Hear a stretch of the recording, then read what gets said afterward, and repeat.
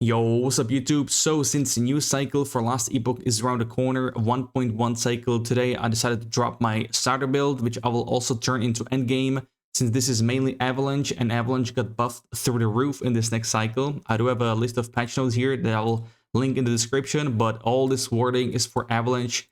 It is no longer a channeling skill, or I mean you can make it channeling with the passives upgrade and whatnot, but it's an instant ability. And in this build with Avalanche, we will be proccing Upheaval. And if we hit the totems with Upheaval, we will shatter them for more AoE damage. And we summon totems through our idols. I picked 2 of them here. Chance on hit to summon a Thorn Totem. And I'm going with physical damage. Now you can change this physical damage into resistances if you are missing on your current gear and whatnot.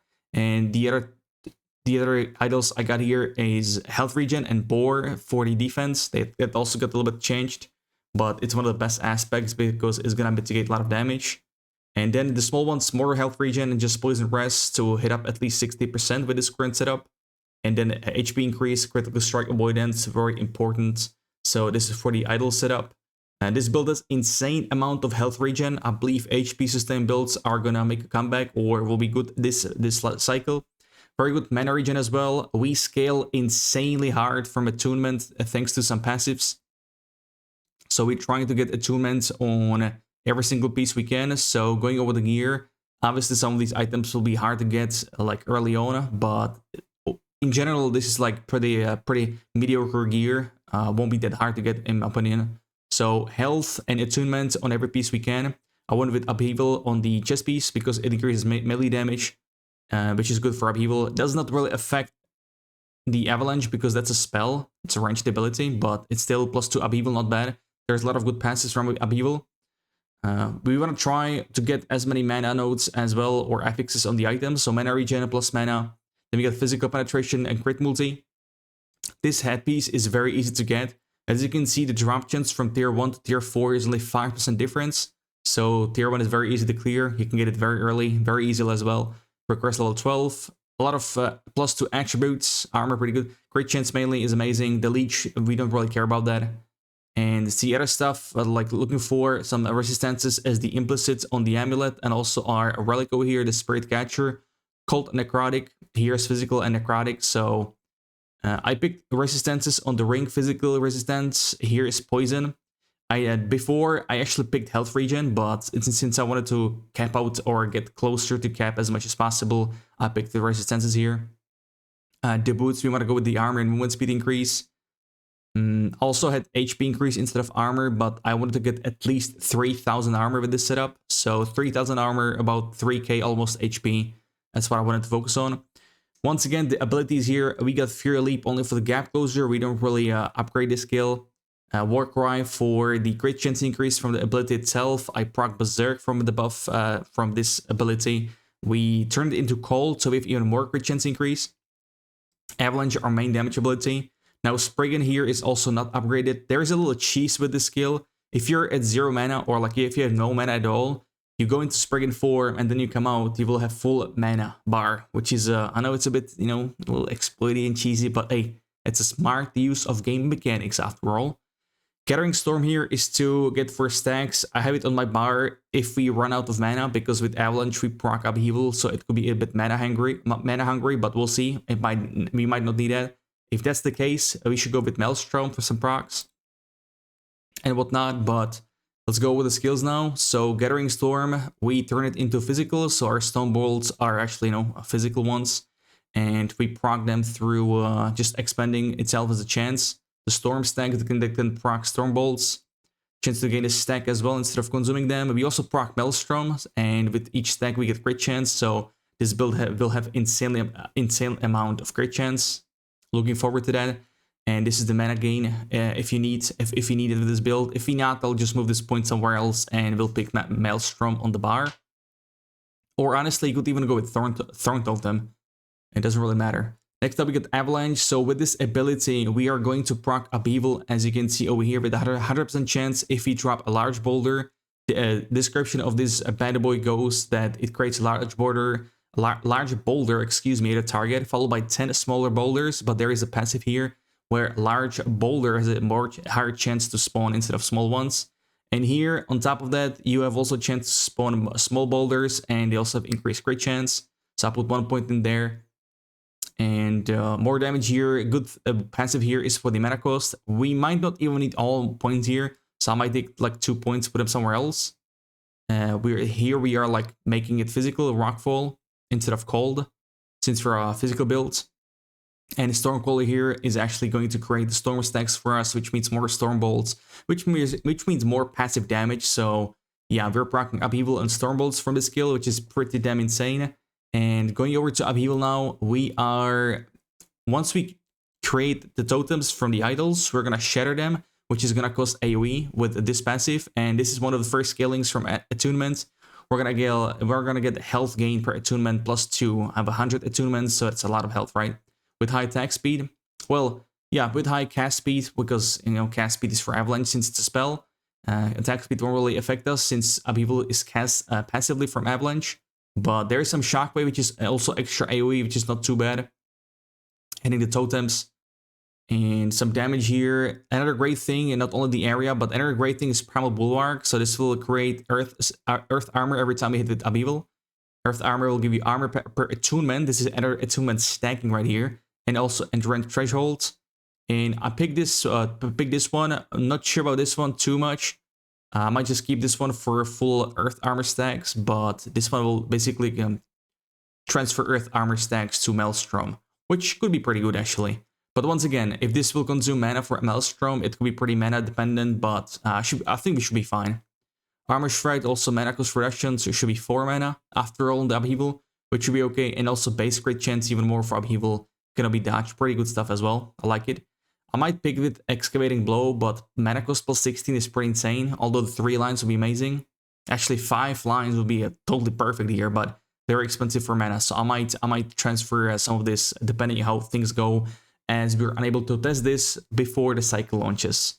Warcry over here, I'm a big fan of Berserker over here for the a lot of damage and just attack speed increase over here from Fury Strikes.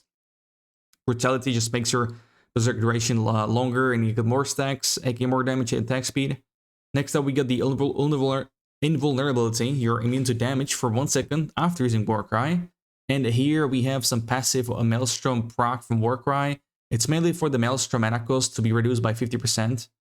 So not only for the stacks, if we will need more stacks, I might put some points away from here or up top and put them here.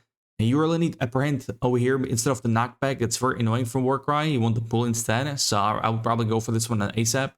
And Shallow Breath is the other one for the cooldown reduction. It's only 5-second cooldown on this bad boy without any CC, but we don't need CC, it's fine.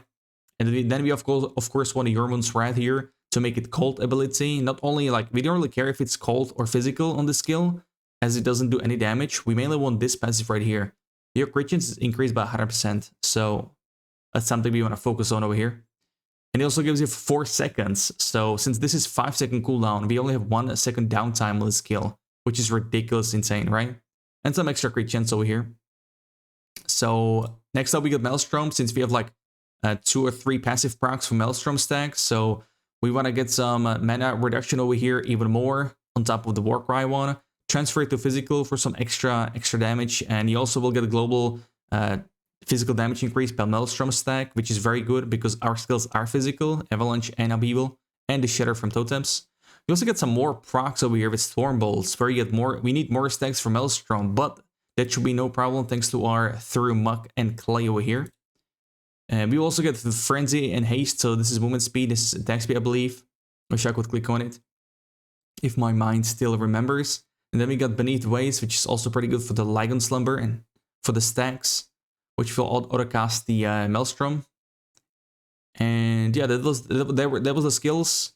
I wish I could. I mean, I was thinking of going for like the Thorn Totem, replacing probably Maelstrom or Gathering Storm. Not really sure, but I don't really feel like we need Maelstrom. Excuse me, I don't really think we need the Thorn Totem since we're shattering them. Then we don't really need anything else. I mean, maybe like getting Groove Mind could be good for shattering, because you summon the totems around the target. And if your Upheaval is a big AoE, then you would easily proc the totems, you would shatter them easily. But that's something to test. I want to see how it goes, how far it goes first with this setup. right? The blessings here, we want to get some health regen even more from this blessing, just ridiculous. The percent, right? We got also armor stacking from both of these blessings, percent armor and flat armor. Critical avoidance to be more tanky. I believe this build will be super tanky. And then we got the void resistance, so it eases up on the gearing and whatnot. Over the passives now, first up, we got the Corner Beast that got buffed basically. Whenever you reach low HP, which is below 35%, you will take less damage and deal more damage. And this persists 5 seconds even after you go above 35% HP, which was not the case in the past, so I like this buff. We got some just straight up defense bonuses, so HP increase. We got some more attunement and resistances for cold and lightning. Even more HP over here, increased health, and I had one more point, so I went with primal strength. I was thinking of going with dual wield, but I used to go with that one on the first cycle, 1.0. But this time I'm gonna go with two-hander. Want to see how it goes, how it plays. Also, there is one good passive for Upheaval if you're playing two-hander. But I'm not sure if it will really proc here, the Glacial Crash, because it's casted passively from Avalanche, so it should be though. Double with 200 weapon, it should be scaling with that. But it could be pretty easy, 20% physical penetration. If you want to put 1 point into it, it could be pretty good. So that's why I want to try passives, excuse me, two-handers. Beastmaster, some strength and damage reduction, even more, 14%. Some aspect of the boar, which is very good for the damage reduction, 15%. This effect has a 2-second cooldown, and as you can see, it lasts for 2 seconds, this aspect, when we get hit, so no problem, non-stop uptime. I went with some ambush here for the damage increase, or next melee damage increase, but also mainly for the aspect of the shark for 3 seconds. So every 5 seconds, for 3 seconds, you will get increased damage by 75% and attack speed. Not really sure if this is really worth it, since Avalanche is a area, it doesn't scale for melee stuff. But your Upheaval does, so I might drop these points and put them somewhere else. Like for HP in here, 24 HP, why not? On the droid, I picked some endurance and armor. And some HP mana, both of these nodes, 5 of them to unlock the next one, which is strength and attunement. And it also gives you +1 all attributes if you hit 5-point bonus, which I find pretty good. Next up, we got the Shaman. So even more attunement, penetration as well, good stuff. I had 5 points left after I finished this build, so I put them here in Sky Warrior for the Fury Leap cooldown reduction, 10% and some damage increase, so why not? We got some HP increase, shock and chill, not that crazy, but the mana gained on Gathering Storm, so our Gathering Storm will give us 10 mana per hit, which is pretty insane. That should help a lot with the sustain if we need the mana, if we need a sustain. Next up, we got more attunement and some endurance, and you also get some stun avoidance per attunement, so this is 4th attunement scaling. This is just ridiculous at this point. Next up, we got unlocked the shared spell damage, since Avalanche does scale from spell. I believe I could show, well, the tag is too long, I cannot show you, but it does say spell in the second column. Oh, you guys can see it actually in the video, okay, I cannot. Next up, we got more attunement and more mana regen scaling from attunement. So we got HP scaling from attunement, then mana regen as well. This is just crazy good. Sustain will go through the roof. So we go Elemental Shrines to unlock Swirling Maelstrom for chance when it hits. When you take damage, you also proc Maelstrom, another source of generating Maelstrom. Health and mana increase as well. If you have 4 points, you will get endurance threshold per Maelstrom. So that's why I tried to get Maelstrom stacks or like source generation as much as I could, even from the Upheaval. So it should be pretty decent. We got Lagon's Answer here just to unlock this passive Conflux with more AoE scaling and also taking less damage from shocked enemies, which will be, I think, pretty easy obtainable. The shock in general. And we also have like a chance to cast Thermal on Spellcast, and you know, Avalanche has a spell tag, so you will be able to, you know, proc this even on creating Avalanche itself, not only from the passive itself. So that is pretty good. That is pretty decent, I would say. And this is the chance to shock, so this should give us enough, or like this should be enough to proc the damage reduction from Conflux. Next up, we got Iron Bark for HP and armor increase. If you have 8 points, you scale even more health regen per 3 attunements, right? This is like wild. And your totem's not immunity. We don't really need that because we don't really care about that. we shatter our totems, we sacrifice them. And here's some more casting speed scaling here. And totem frenzy duration doesn't matter, we don't really need that. So the cast speed is pretty nice here. I would like to get some more casting speed, like from Wind and the Leaves, for example. But yeah, that's all I could get actually. This is also not too bad passives here.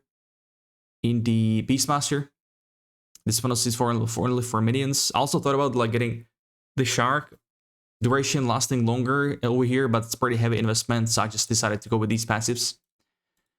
And yeah, about the rotation, I would say just wanna leap in, Warcry yourself up, or depending on the encounter, if you're on the boss, I'll probably try and save Warcry on like a one-shot mechanic and whatnot.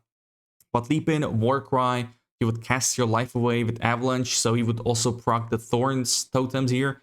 So you'd start the rotation with Upheaval, passively proccing Maelstrom stuff.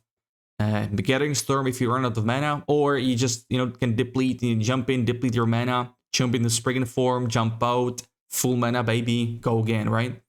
That would be the rotation. And I believe we just covered about everything. Idols and everything else, yeah. That was a pretty long rant. It's 3 AM over here, wow. And the league starts in a couple of hours. Anyways, thank you everybody for watching. I appreciate you all. If you enjoyed this video, please consider subscribing, liking it, and you can even throw in comment to trigger YouTube algorithm gods. And I'll see you at the start of the cycle. Let me know in the comments what you guys are going for, what kind of build you're going for. And I'll be blasting on Twitch and YouTube streaming every day. I will have the links in the description. And so until then, have a good one, take it easy, and peace. Good night.